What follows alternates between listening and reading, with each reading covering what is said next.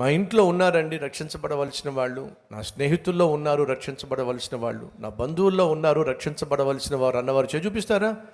నా స్నేహితుల్లో, బంధువులలో, నా ఇంట్లో రక్షింపబడవలసిన వారు ఉన్నారన్న వారు చూపిస్తారా? అయితే మీ మీద బాధ్యత ఉంది వారిని దేవుని సన్నిధికి నడిపించడానికి. వచ్చేవారు ఖచ్చితంగా వారిని దేవుని సన్నిధికి నడిపించండి. రాబోయే నెల నూతన ఆత్మల చేత మన మందిరాలు నింపబడాలి. వారి జీవితాలు బాగుపడాలి. త్రాగుబోతులు, తిరుగుబోతులు, బాధ్యత లేకుండా జీవించేవాళ్ళు, భార్యను బాధేసేవాళ్ళు, బిడ్డలను బాధ పెట్టేవాళ్ళు, బాధ్యతలు లేకుండా జీవించేవాళ్ళు ఖచ్చితంగా మీ యొక్క ప్రయత్నం ద్వారా, ప్రార్థన ద్వారా వారి జీవితాలు బాగుపడాలి. ప్రేమతో వారిని ఆహ్వానించండి. ఖచ్చితంగా వారి జీవితాలను దేవుడు దర్శిస్తాడు. ఈ సాక్ష్యాలే దానికి నిదర్శనం. మర్చిపోకండి. వీరు రక్షించబడారు అంటే కారణం వాక్యం. వీరి జీవితంలో ఆదరణ పొందుకున్నారంటే కారణం వాక్యం.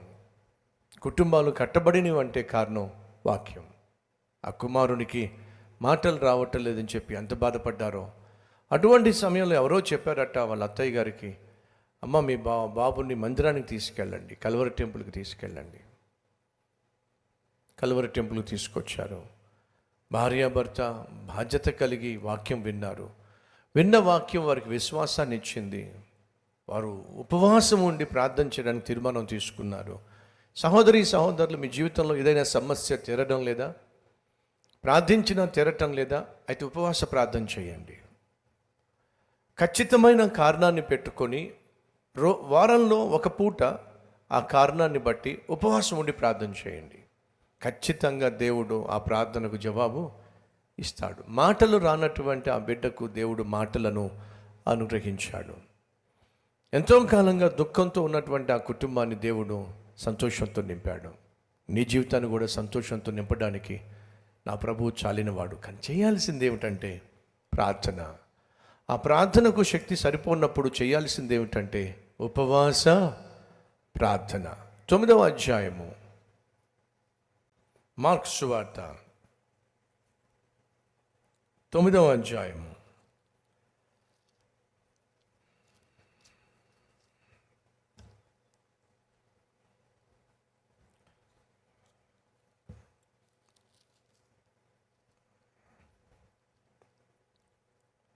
17వ వచనము. మార్కు సువార్త 9వ అధ్యాయము 17వ వచనము. జన సమూహములలో ఒకడు, బోధకుడా, మూగదయ్యము పట్టిన నా కుమారుని యొద్దకు తీసుకొని వచ్చి తిని, అది ఎక్కడ వానిని పట్టునో అక్కడ వానిని పడద్రోయును. అప్పుడు వాడు నురుగు కార్చుకొని పండ్లు కొరుగుకొని మూర్ఛిల్లును.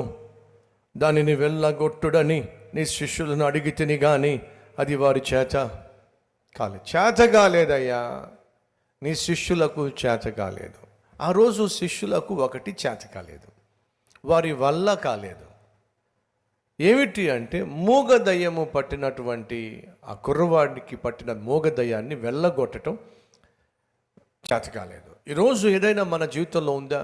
అయ్యా నన్ను పట్టేసింది. కొంతమంది అంటారు చూసారా, శని బాగా పట్టేసింది అంటారు.